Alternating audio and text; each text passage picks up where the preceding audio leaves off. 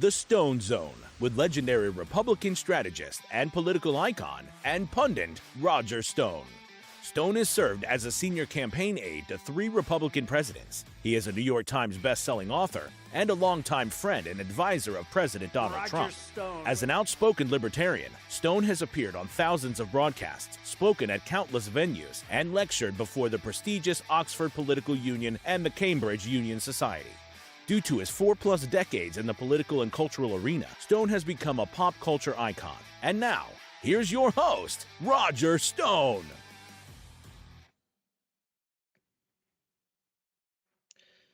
Hello, and welcome to another episode of the Stone Zone with Roger Stone.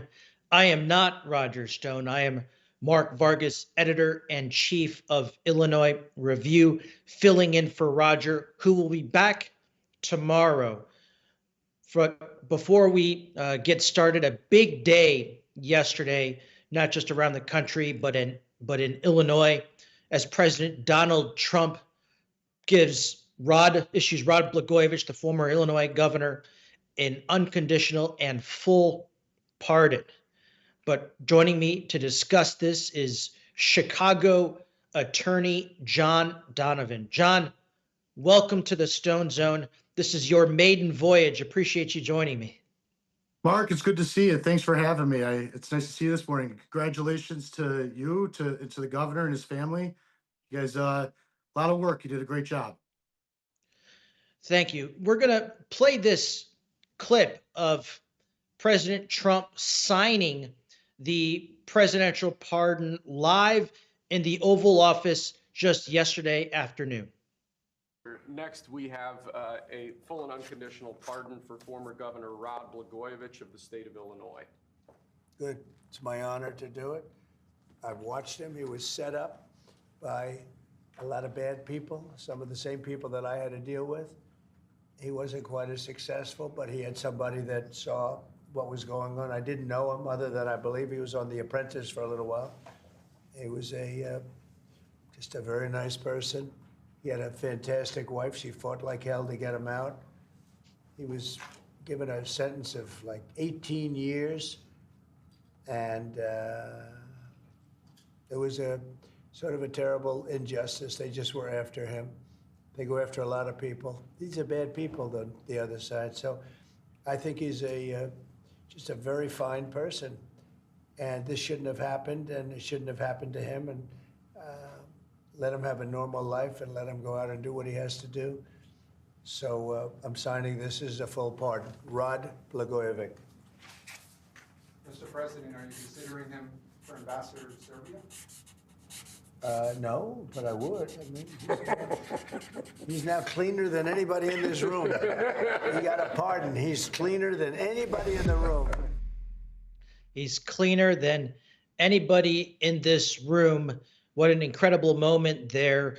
The president making a point, signing this pardon in the Oval Office in front of a bank of national television cameras and the White House press corps.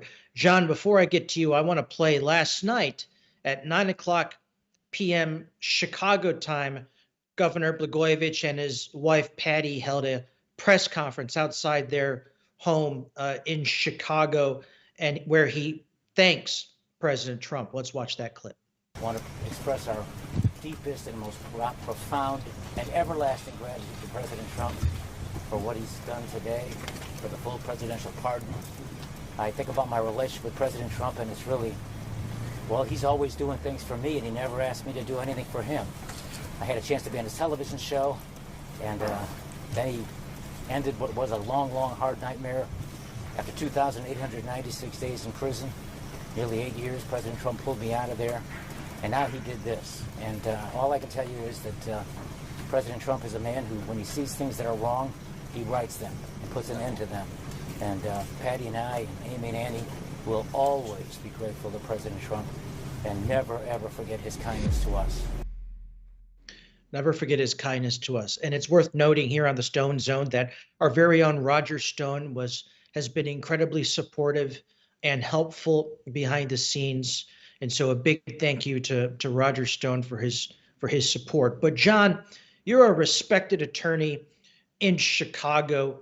the comments coming from some of the local Chicago media outlet is that the Illinois legislature passed a law when he was impeached or convicted and impeached and removed from office as governor in 2009, banning him from running for office. And the media still seems to think that despite this presidential pardon, Rod Blagojevich cannot run for office in Illinois. Can you give the Stone Zone viewers just a little bit of background on this law and really kind of what it states and what it means? Yeah, so Mark, the law was passed in reaction to the governor being impeached, and I actually questioned it. I saw a bunch of the media reports this morning too saying the same thing, and I questioned the legality of the law. I don't know if the law is constitutional. I definitely, and especially in light of the pardon, the notion that a presidential pardon would not be applicable to this law is it's baffling to me, because as you heard, the pardon's supposed to carry a full force. That was my German Shepherd. It's restored to full force. And if you all of a sudden have it now where an individual gets a pardon and a law that was passed as a result of the alleged crime that they've now been pardoned for is still applicable, it makes the pardon moot. And that's the complete opposite of what a presidential pardon is supposed to be. So I think the governor has a pretty good case here. I don't think the law is constitutional on its face. I don't think the law is constitutional or applicable in the wake of the pardon. And I think the governor has a very good case. He's a good leg to stand on with this. And there's precedent, John. I mean, there are officials in Illinois, current elected officials, whether it's local or in the Illinois legislature, that have felonies or a criminal record, and that doesn't seem to be stopping them from being able to serve in public office. But there just seems to be a unique exception carved out, especially for Rod Blagojevich. But again, there are people serving in elected office in Illinois right now with a criminal record. This just doesn't make sense. Correct. There are, and we passed a law a few years ago in the legislature, specifically dealing with a mayor who had a felony and whether or not they could serve, and we passed a law to make sure that they could serve. I like I said, I think it's inconsistent. I think Rod has a good case to stand on here. And I think just as a matter of public policy, it's perplexing to me that we would pass those laws in Illinois, that we would want to open up the electoral process for all individuals to run, including those who have a criminal history. And then all of a sudden now, because we're faced with somebody who some folks may not like or disagree with their politics, that all of a sudden the pardon doesn't allow them to run, that they are singled out. It just, the entire notion is very wacky to me. I don't think it's sound legally. We hear a lot about, and because it's true, a weaponized justice system to go after political enemies. We saw this in Rod Blagojevich's case. We've seen this with President Trump over the last 8 years. People around President Trump, including our very own Roger Stone, whose home was raided by nearly 30 SWAT team agents. John, they even had an amphibious unit in the backyard in the intracoastal in case Roger in his late 60s would make a underwater James Bond exit. I mean, they had armed men in the water, armed divers in the water. I mean, it was outrageous. But you can make that same argument that using a law that you just create out of thin air to target a specific elected official. I mean, isn't this another continuation of a weaponized system? Yeah, I think nobody has to convince me that the Justice Department has been rotten to its core and it's engaging in lawfare. I see it here in Chicago with cases that we have pending, and I've seen it elsewhere. You got cases in states everywhere that just are outrageous in the notion of what they're going after. And I agree with you. I think that when you use government and you use a law to target an individual or to single an individual out, there's a problem there. And that's, in my opinion, and I hope there's a lot of law students who will hear this and feel the same way. That's not what we learn when we're becoming lawyers. It's quite the opposite. And that is not a fair and impartial legal system, criminal justice system, or even legislative system. Targeting an individual, singling out it's un-American. And I think that's what you have here. That's why I think the law is unconstitutional. I think the governor has a a good leg to stand on in challenging it. And I think he should be restored fully, just as it was intended by the pardon. John, both President Trump, who watches the Stone Zone, and Roger Stone would appreciate this little factoid. But your family, the Donovan family, has a very unique story in Chicago politics.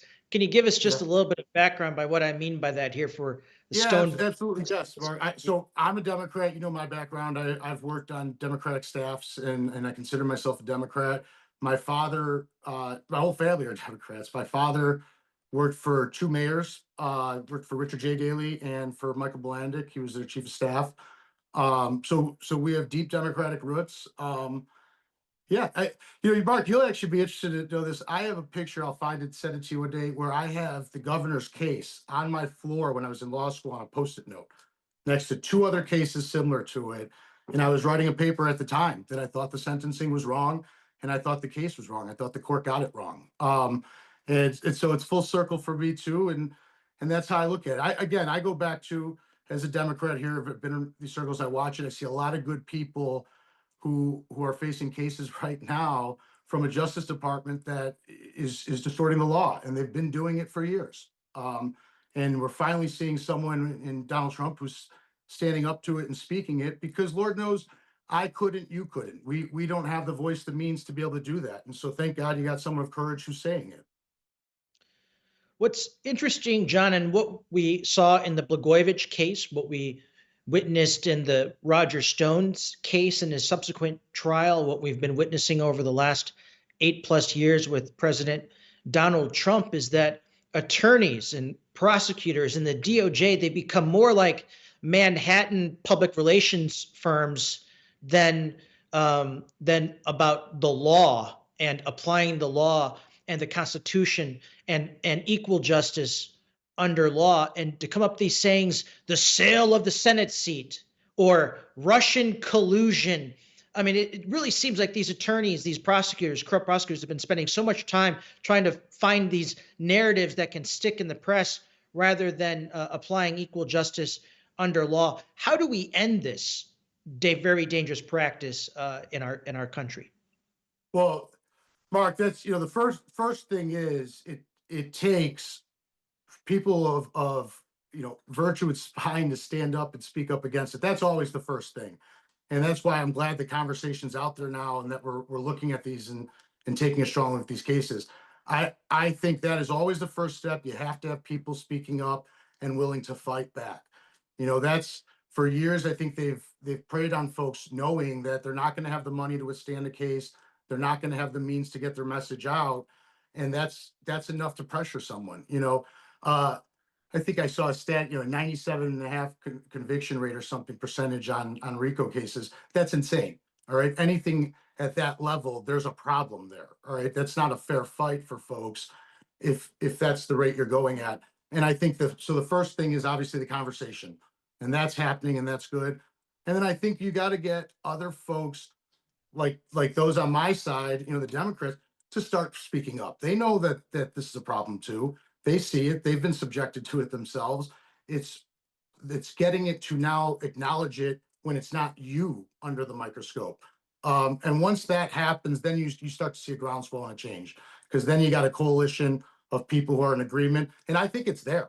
I really do. I think the mechanisms of media don't allow folks to realize how close they actually are in their beliefs on these things. So I hope that happens. That's the first and foremost thing. I hope someone like the governor keeps speaking up, President Trump, and I hope others do. That's first and foremost is challenging. And then, you know what, Mark, the other thing too is, I just pulled out Profiles in Courage the other day. I was reading the intro to the book. We need folks in the legislature and Congress.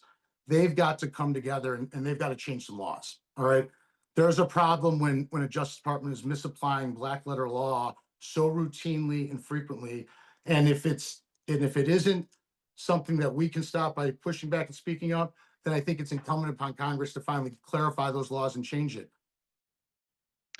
John, my last couple of questions for you. I want to zero in on Barack Obama, because he's now coming back to the surface in a discussion, because what some may not realize is Barack Obama's 302, which was his interview with the FBI after Blagojevich was arrested, has remained secret. It's been hidden.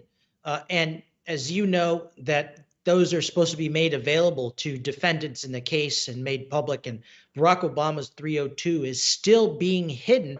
What's on it, and why has the FBI continued to keep that secret? The other piece to this, John, is that 98% of Rob Blagojevich's tapes are still under a lifetime seal, meaning what the governor argues, tapes that prove his innocence that have been spliced in certain sections of it to make it sound even worse than it really is, they have been hidden.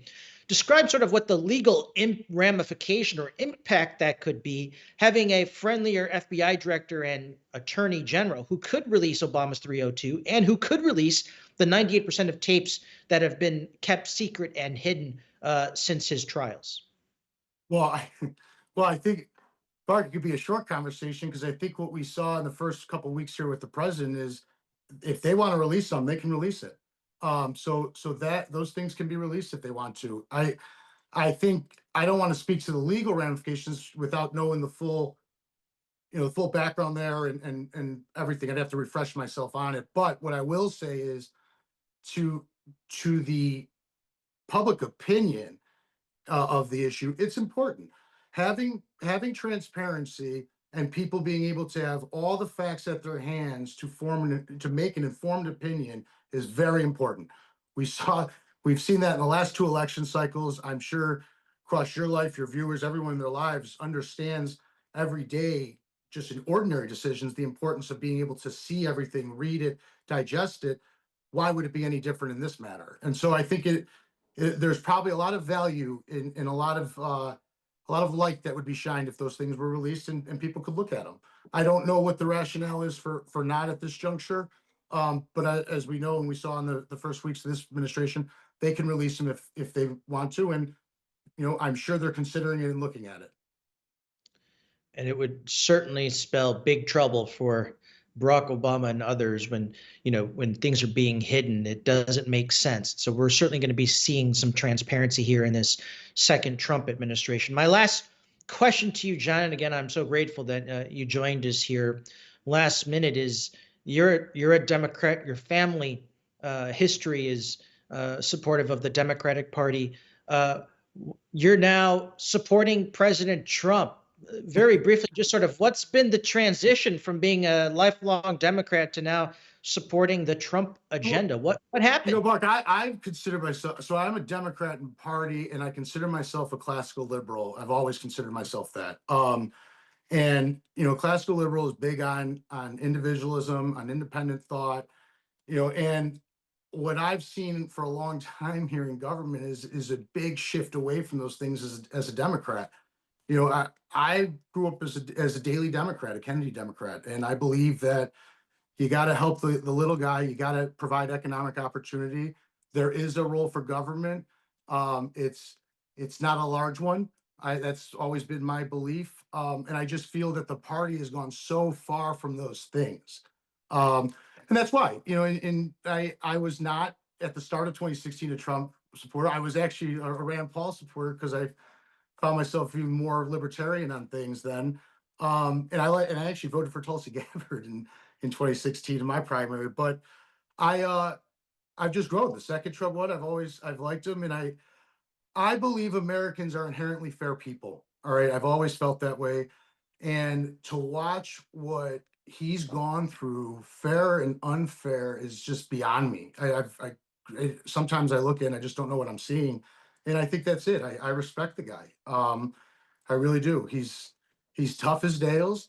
And I think when somebody's tough and they go through stuff, I think they deserve your respect. I really do. So that's sort of it. I'm a big fan. I really am. And I really don't hide it normally. I like people to know it. I think it's good for a conversation. Again, I go back to what I said a little bit earlier. If people can't admit that what's good on the other side, where do we go? How do we have a conversation? You gotta be able to talk with both sides, and you have to be able to, to work with folks. And I just think he's doing his best, and he's a tough man. He really deserves a lot of credit for what he's enduring. John Donovan, I want to thank you for joining us here on the Stone Zone. I look forward to having you back again real soon. Mark, it's always good seeing you. Thanks.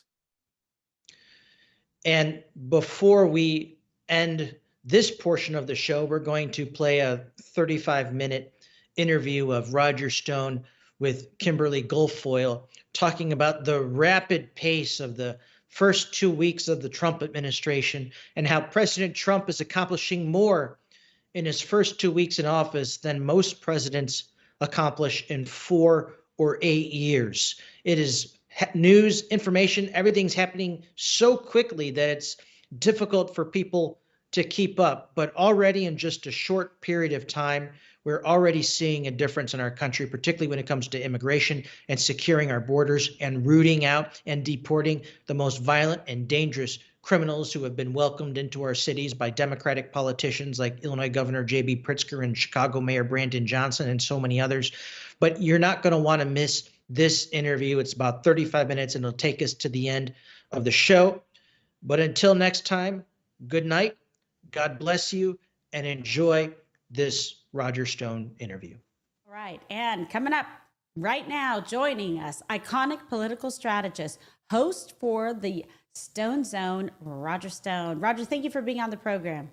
Kimberly, always great to be with you. Fantastic. So we were super excited to have you on today. So much going on, so much winning that you predicted, an election that you predicted, a robust and most auspicious presidency that you predicted. So this is very exciting. It's another week of big confirmation votes for the Senate. All indications are that Tulsi and RFK have the votes. I know you've been a big proponent of Tulsi Gabbard. From day one, you called it. And then also Kash Patel is slated to be confirmed next week. But are there any surprises we should be on the lookout for? And then just speak to everything, that you know and what you think, your analysis, et cetera, about Tulsi Gabbard and her qualifications. Well, first of all, Kimberly, thanks for having me. Secondarily, I honestly believe that even though Donald Trump was a great president in his first term, and that was with half the people he appointed working secretly against him, but he still achieved great things: the most robust economy in our history, the lowest levels of unemployment among all Americans, rebuilding our military strength, and so on. I actually think he's going to be a much greater president in this term than if he had been rightfully given the office in 2020, which I think he won. As the 4 years in the wilderness here, the 4 years fighting the tsunami of lawfare against him, he was able to see the deep state for what they are. He was able to fully understand how Washington works and how the two parties work. And you already see it. He's hit the ground running in a way that is it's breathtaking. This is going to be more dramatic than Franklin Roosevelt's first 100 days, more dramatic than John Kennedy's first 100 days. Interesting. I like that prediction as well. I love to have interesting American political history and the juxtaposition between the past and the present, what President Trump's been able to do. I mean, even though he went to the Super Bowl, he still used it as a working day, like phenomenal what he did. Very cool with the Gulf of America and making that, Gulf of America Day in the United States. And we see him there. That's Theo. That's Ivanka's youngest son. Very cute. He's green. Hey, they predicted the winner there. He's got the green on for the Eagles. But so you have been, I want to give proper credit where credit is due, Roger. You have been vital, crucial, many say, in laying out why Tulsi deserved an important position in this administration. What do you believe she can achieve in the office of the Director of National Intelligence? Well, Kimberly, I've been in American politics for 45 years, a little longer now. Tulsi Gabbard is one of the most impressive individuals I've ever seen. Both in terms of her communication skills, her knowledge, and her firm commitment to principle. I honestly think she's going to be the first woman president. I hope so. She is, as you know, a combat veteran in Iraq and Kuwait. She's a lieutenant colonel in the U.S. Army Reserve, but she's extraordinarily smart. And I thought it was very important that she helped bring, I think, a lot of independents, a lot of millennials, a lot of people who weren't in the Trump coalition in 2016 back into the coalition in 2024. She's also has a complete understanding of the deep state and how they operate. This is why they're so apoplectic about her appointment. I mean, they said, oh, she went and met with Assad. So did Senator Robert Torricelli of New Jersey, a Democrat. So did Nancy Pelosi. Her concern was very clear. The last time these radicals controlled Syria, 100,000 Christians were brutally slaughtered. So yeah, I think that's a legitimate reason to talk to the folks there. Or this question that because she wants to curtail our support for the war in Ukraine, that somehow means that she's pro-Russian. How do you question the patriotism of someone who's put their life on their line for their country in combat? So I think she was additive politically. I think she helped bring a lot. She campaigned very hard. It's interesting. Any day from the time she endorsed Donald Trump for president to election day, the only days that she was not campaigning, she was on military duty as a member of the U.S. Army Reserve. She worked very hard for this presidency, to win this presidency. And I think the president's made an excellent choice here in sending her to be the director of national information. I certainly think so. And I got to tell you something, I can't stop watching those videos. It never gets old for me. If I her shooting and like doing all this stuff, I mean, she is unbelievable. And such a nice person. You know, every time I see her, she's super warm and gracious and like amazing, supporting other women, being a role model to men and women, quite frankly. You know, she's the best of the best. That's what America First looks like. So I'm pretty excited about it. Let's talk about this too. So President Trump recently revoked, security clearances for Biden, Blinken, Letitia James, Alvin Bragg, and others. So Letitia James in particular has some problems that you really have highlighted. What do we need to know? Well, she has a number of problems. First and foremost, she has the problem that there is now solid proof that she overestimated the value of assets in order to secure mortgages to buy commercial properties. Wait a minute, isn't that what she accused Donald Trump of doing? Exactly. Secondarily, if you examine her contributions to her campaign through Act Blue to become Attorney General, you're going to find that a bunch of her donors, people who gave many, many, many times, either don't exist at all, or when you contact them, they say they didn't give those contributions. So there's evidence of campaign finance fraud. Right now, Kimberly, we are looking very closely at her campaign contributions when she served 6 terms in the New York City Council. That's because, as you know, Eric Adams is charged with taking $100,000 of Turkish money, illegal offshore money, giving it to straw donors in the United States, and then submitting it to New York City's 8-to-1 campaign finance matching program, turning $100,000 into about $800,000, only because not every penny was eligible. I believe there's a solid pattern that Tish James did the exact same thing. I have a team of researchers working on it right now. She also covered up at least one case of where her chief of staff was accused of sexual assault. She fought it in court. I believe it was privately settled. There are 2 other examples of this that I know of that I'm researching. There's also a woman who claims that she herself was assaulted by Tish James. This is public information. You can find it if you go looking for it. So she's got some real problems, but I think the question of her personal wealth, because she went from being worth a couple $100,000 to being worth 15 million almost overnight. It's insane. And I think she's guilty of the very thing that she falsely accused Donald Trump of doing. Haven't we seen that happen time and time again? You know, what they're accusing you of, they actually have done themselves. It's unbelievable. These are morally and ethically corrupt individuals, and there needs to be accountability. Facts. It doesn't matter that President Trump won. This needs to be addressed regardless. It's not like forget about it, you know? So I know you see that too. So keep digging. Meanwhile, CBS News found that currently 53% of the public approves of the job President Donald Trump is doing, and 59% approve of his deportation of illegal aliens. So it's going over very well. How much should we read into approval numbers, at this point, Roger, in a presidency? It's very, very early. However, let's be candid. CBS, as a polling institution, has never rated the president very strongly. I've always looked at their polls in the context of looking at several other polls in the same time frame, and thought that there may have been methodological problems there. So this is the highest approval rating Donald Trump has ever gotten from a CBS poll ever since the beginning of his getting into politics. And what's really interesting, Kimberly, is he is scoring best among younger voters. That's the future. A good demographic shift. Yeah, very dynamic, very dynamic. I love it. I love it. And let's talk about it because, quite frankly, this administration is moving, as we highlighted in the beginning of our talk, at a rapid pace, right? We've heard the term flooding the zone. What's another little play on words? StoneZONE, flooding the zone. What's the best strategy to keep this momentum going, in your opinion?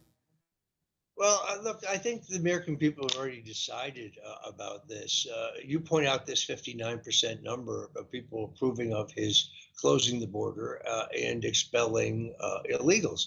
Look, when you're in a bathtub and the faucet's still running and it's spilling over, taking pails of water and throwing them out is not going to solve the problem. First, you have to close off the faucet. Sure. So that's what Tom Homan has done. Now, it's going to take some time. But they are systematically rooting out the most dangerous criminals, some of them terrorists, and removing them from the country. I love it when these Democrat politicians like the mayor of Denver and others, J.B. Pritzker, that guy's so fat he has his own zip code, say that he's going to resist. He's going to resist the federal law about deportation. He better not mess around. Tom Homan is a very tough customer. Very serious guy. If he has to. No, you don't want to mess around with him. He means business. And I love that. As a former prosecutor, I can't stand this whole mess. I cannot even believe it's so upsetting to me about the number of people that came in that we don't even know where they are, what's going on, what crimes they've committed, what are their intentions, just with this porous border that Biden and Harris created. But what's your confidence right now? Let's talk about legislative branch. Your confidence in Congress. There is a majority, but it is not significant. It's slim. We also have an important special election in upstate New York that Democrats are trying to delay. So what are the key benchmarks for Congress right now? Well, as you point out, we have very, very tight control. We don't have much room for error here, although there are, I think it's 218 Republicans and 215 Democrats. 2 congressional seats are vacant because Matt Gaetz and Mike Waltz, who became National Security Advisor, abandoned their seats or resigned their seats in those special elections, which will be won by Republicans, don't come up until April. So right now, Elise Stefanik, who has been appointed UN ambassador, while she's had her hearing, which went very well, she's not gone for her confirmation vote, I think because they are concerned about how narrow our margin is to anything in the House. Now, suddenly, last Friday, the Democrats come in New York, what's called a two-party bill from the Cousins and Heastie, the Senate leader and the Assembly Majority Leader, that completely changes how we do special elections in New York. So that used to be that within 90 days of a member of Congress resigning, or when a member of Congress resigned, the governor would set a special election within 90 days. That has always been the tradition in the law. But now they're saying that if that resignation of Elise Stefanik happens before the qualifying period for this year's primary for local offices, well, then the special election will be in June. Or if she resigns after qualifying, the election will be this November. That goes keep the seat vacant for, could be the better part of a year. It would also deny President Trump his UN ambassador. She has to stay in Congress to hold the seat to make sure we have a majority. The other thing I must tell you I don't like is that under the existing law, Republican voters don't get to make this decision as to who should be the nominee to replace Elise Stefanik. This decision is in the hands of 12 Republican county chairmen. So it's going to be very interesting to make sure that we nominate the strongest candidate. The Democrats have nominated a farmer who seems kind of like a moderate. And this seat was held by a Democrat as recently as 2016. So while it is a Republican leaning district, special elections, particularly among New York Republicans, particularly one that I think potentially could be in the summer, June or July. We're going to have to watch this very, very closely.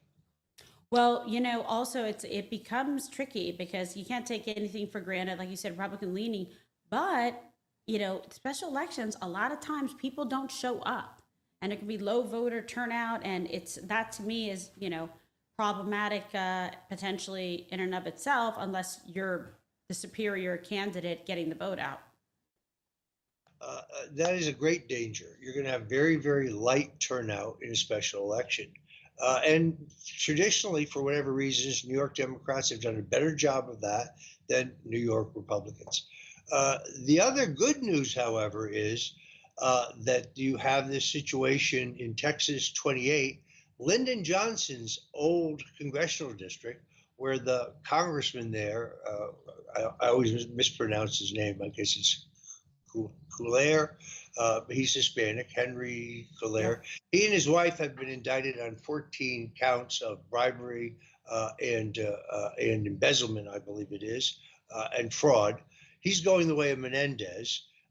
I suspect that he will resign. Now, we had an excellent candidate by the name of Jay Furman in that race, Commander Jay Furman, a veteran. He got no help from the National Party. No one thought he could win. He only lost by 4 points. President Trump carried the district. So we could pick up a seat in Texas very early this year. I think that the congressman will resign as part of a plea deal, opening that to a special election. Well, and of course, some federal judges will do everything to stand in the way of Trump's agenda, right? Which is what we're seeing.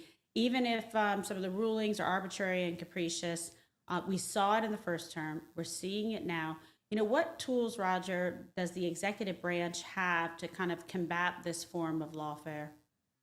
Well, actually, I think it's the legislative branch that has the greater authority. And nowhere does it say that the judicial branch is supremacy over the legislative branch. Some of these judges, I think, need to be held accountable. There is a process to question judges. There's a process to remove judges. Traditionally, judges are only removed for reasons of corruption.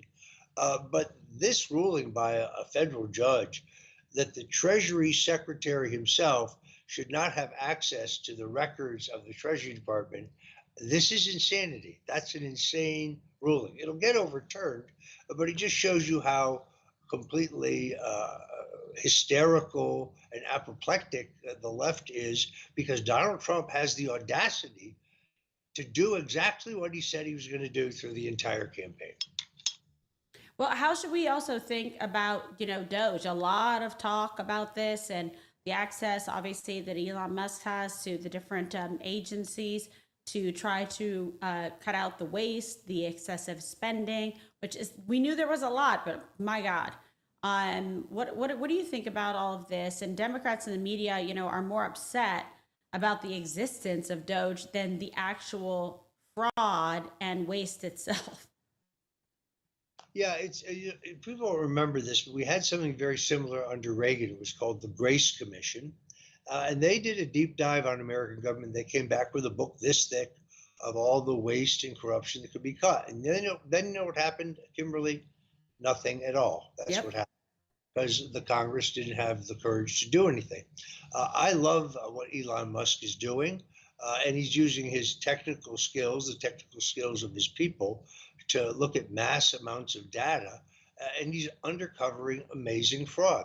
USAID was signed into law by President John F. Kennedy to fund developing nations in the fight against communism. That was the original purpose. It has become a slush fund for the deep state.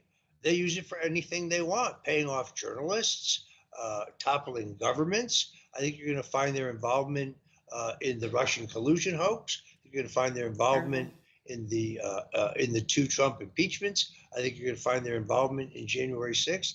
You see, the Central Intelligence Agency needs a presidential finding to take certain acts, but USAID, they don't need such a finding. They just do whatever they want, and the spending is beyond belief. I mean, some movie star was paid $4 million, I believe it was, to go have his picture taken with Zelensky for publicity reasons. This does not seem to me to be a good expenditure of the American people's tax money. No, not at all. It's outrageous. I mean, the whole organization it's terrible. It's not even in any way, shape, or form being utilized for what its original intended purpose was, and has just, honestly, it's like you said, it's like a slush fund, and they can circumvent any actual authority and approval to be able to do it and pay for whatever they need to get done.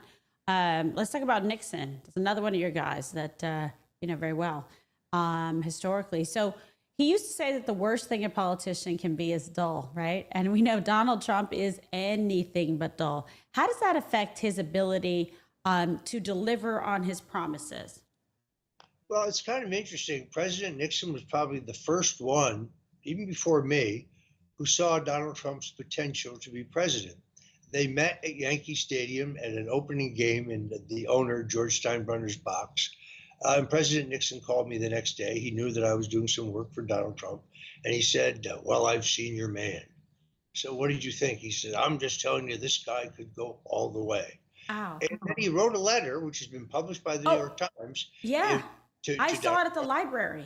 Yeah, in which he says, Mrs. Nixon and I saw you on the Mike Douglas show. And if you ever decide to get into politics, there's no question you will go all the way. So there's a great piece in the Free Beacon today about how similar in many ways Nixon and Trump were in terms of their willingness to challenge the power establishment in the early days of their presidency. Nixon was brought down not because of Watergate. Watergate, we now know, based on recently declassified documents, was a takedown of Richard Nixon by the deep state. The Central Intelligence Agency knew about the plan to break into the Watergate, and they infiltrated the Watergate burglar team with 4 CIA agents. So I think that they killed John Kennedy. They took Nixon out in a silent coup. They tried to kill our president twice. Only through the grace of God did he survive. And he knows it. There's no question that he knows it. You know, Kimberly, pastors always used to complain to me that Donald Trump didn't talk enough about his faith. Well, he thought faith was a private matter. He didn't, he didn't like to talk about it, not politically. But now you notice in his speech at the convention, at his inaugural address, he talked a lot about his faith in God and the fact that God has indeed spared him for this moment. There's a certain serenity about him now, a certain sureness. Not that he wasn't always confident, he was always super confident, but there's something different about him now. He's having the time of his life, you can see that. And he's extremely well prepared for this. Unlike 2017, when he came from the world of business to politics, it was all new to him. Sure. So he didn't know, for example, that the outgoing Republican national chairman does not get to name their successor, that the president, the leader of the party, gets to do that. He didn't know that because nobody told him that. Right. It's a perfect example. He didn't know, for example, that the Congress had passed legislation in the late 90s that required all of the John F. Kennedy assassination documents to be released in 2017, unless the president made a decision to hold some of them or all of them back. And he actually released about 80% of the archive in 2017. Then, as he's now said, Mike Pompeo, the CIA director, convinced him to hold back 20% of the documents. Now, if Mike Pompeo, who was the director of the Central Intelligence Agency at the time, doesn't want these documents released, what could possibly be in those documents? What could it possibly be about other than the role of the CIA in John Kennedy's murder? Think about that for a moment, right? Very interesting. Let's talk about this too in terms of presidential leadership styles, of work ethic, whatnot. Biden was nowhere. In fact, he wasn't at the Super Bowl, but I did see Jill Biden. And Trump is everywhere. Okay. He was golfing with Tiger Woods yesterday. Then he's at the Super Bowl. He's signing, Gulf of America Day. Like, he's nonstop. You know how tireless the man is. It's unbelievable. But the media can't even keep up with their coverage. Should the Trump administration double down, kind of on that strategy as much as they can and just keep going? Because the media is just like flailing. I think I'm not even sure it's a strategy. It's just him. He's driving it. He's driving it because he's peripatetic. He's in constant motion. He's a force of nature. As you know, unlike any other political figure I've ever worked for, he's not handled. He's not managed. He's not scripted. He's genuine. He's authentic. He's Donald Trump. And he decides, yeah. That doesn't mean he doesn't ask for advice from a lot of people. He does. He asks from a broad array of advice from people. But at the end of the day, there's only one decision maker. He's the one who decides where Donald Trump's going to go and what he's going to do and what he's going to say and who's going to appoint and so on. Very much his own man. It has not been that way with some of our recent presidents. It's not so much a strategy as it's just the reality. He knows the Democrats will try to take back the House in 2 years. And if that happens, we'll have the same baseless, phony investigations like the Russian collusion hoax, for example. So he is in a race against time. He's going to get as much done as he possibly can in the first 2 years. And then if we have the boom economy that I believe we're going to have, and we begin to solve the affordable housing problem in America, well, I think we may actually gain seats in the midterm elections, which, of course, would be antithetical to all previous historical record. Unbelievable. So let's talk about sort of what you see going forward. I mean, I know you're quite happy with so many of the things that have occurred. Obviously, we want to see Tulsi and RFK, confirmed, Kash Patel. What else would you like to see President Trump do? Because a lot has happened very quickly here. Like, what's sort of on your, highlight reel for Trump administration accomplishments? Two things I really, really like is he's thrown out the idea, and at this point it's just an idea, but it's not an impossible idea. I'd like to see him repeal the income tax. I'd like to see us move to a flatter, fairer federal tax system. And I think it could be done. I agree. Do you think that's on the horizon? Because I find this to be very interesting. I think we need major overhaul with the IRS. It's out of control. And, more money in the pockets of hardworking Americans. You don't have to tell me I owe them $2 million, of which $1.5 million is interest and penalties. They'll give me no on. And this pertains to my 2006 taxes. They put out a press release, the IRS, saying that I had failed to honestly declare my assets or my income when I did nothing of the kind. It's so bad. They learned that in an audit. So, yeah, we do need reform at the IRS. I'll be paying them for the rest of my life, if you want to know the truth. But the other thing I really like is this announcement that they're going to audit the Federal Reserve. Think about that. Ron Paul must be so happy today. It must be unbelievable. He's actually going to go in and audit the Federal Reserve, something that Ron Paul's been calling for decades. So he's going after all of these untouchable entities in Washington who no one has ever questioned before, like USAID being a perfect example. And he's finding epic corruption and waste. This is going to be the most transformative presidency in American history. I'm super excited about it. I want him to get right on that IRS ASAP. Let me tell you something. Talk about approval rating. Who goes to bed at night being like, oh, you complete me. I love you, IRS. I don't think anybody. What is, we'll talk about this with the economy, and so far so good, but what does it look like for you specifically on like housing? And we have Bill Pulte tapped to lead the Federal Housing Agency. What can be done? What would you like to be seen accomplished there? Well, I have to say, Bill Pulte is among the president's very best appointees. He comes from a long-standing family business that built thousands and thousands of homes across America. He's also a very early Trump supporter in 2016, and of course, again in 2020, and again in 2024. He's a brilliant guy. And I think that he, working with Scott Bessent, are going to come up with some very innovative programs. What we need are Trump homes, hundreds of thousands of affordable Trump homes. And we need a mortgage program that makes them affordable. You know, the problem today, it's too expensive to build a home. You can't get a mortgage for it anyway. And if you try to rent someplace to live, the rents are stratospheric. So we have a serious affordable housing problem in the country.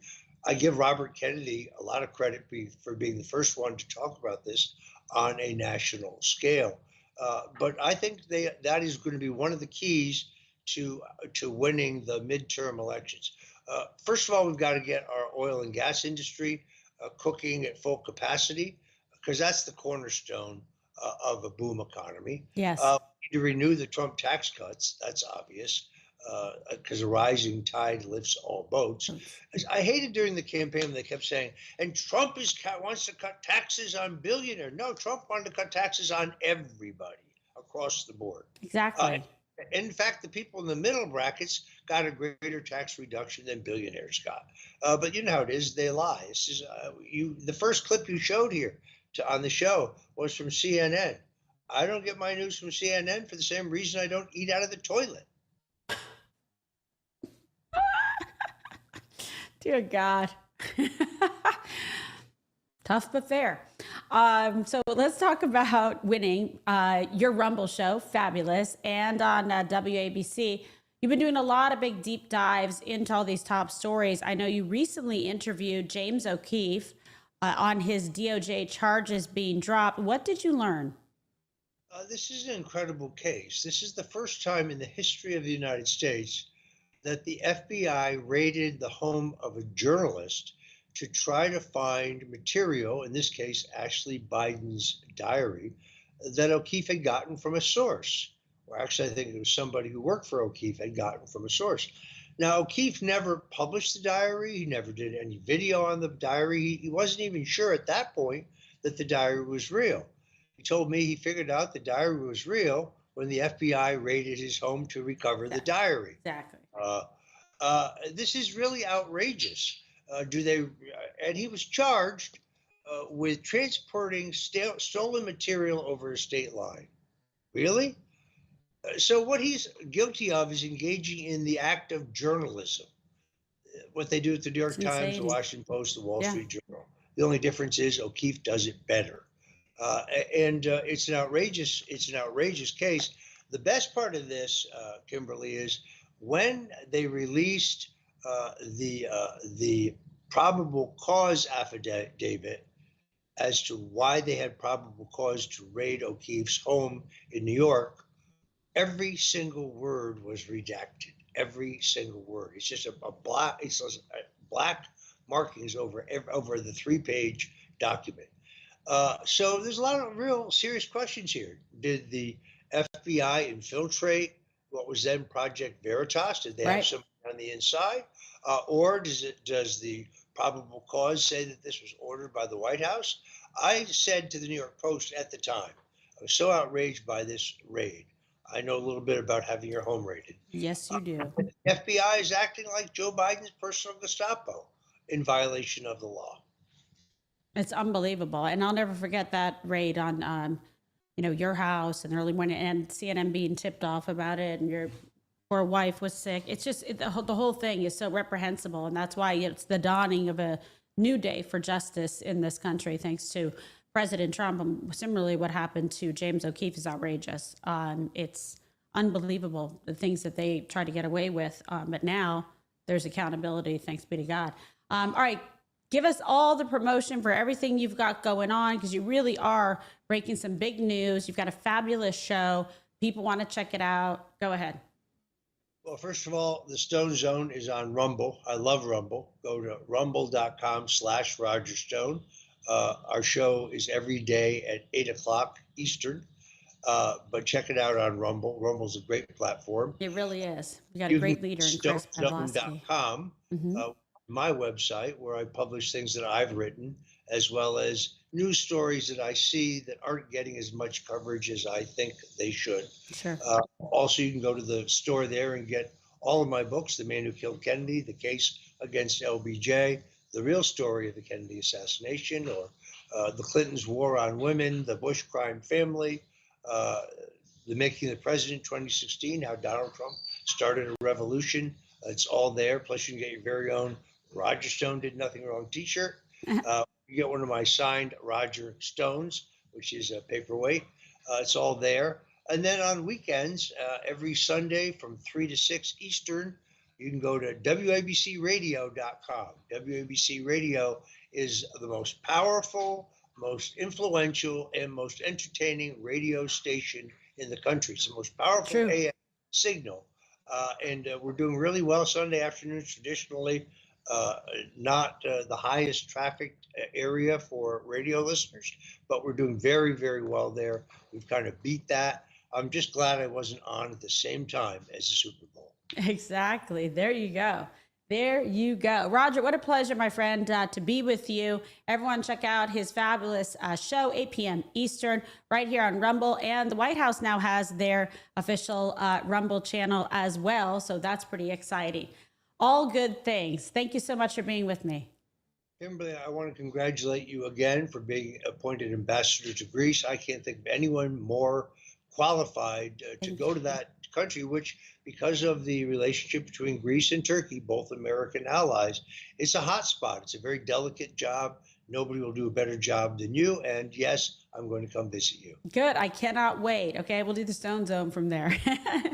Be a lot of fun. Thank you, my friend. I really appreciate it. God bless you. A man who's gone through hell, but he's kept going, and he's smart and he's strong, and people love him. Not everybody, but people love him and respect him. Roger Stone. Where's Roger Stone?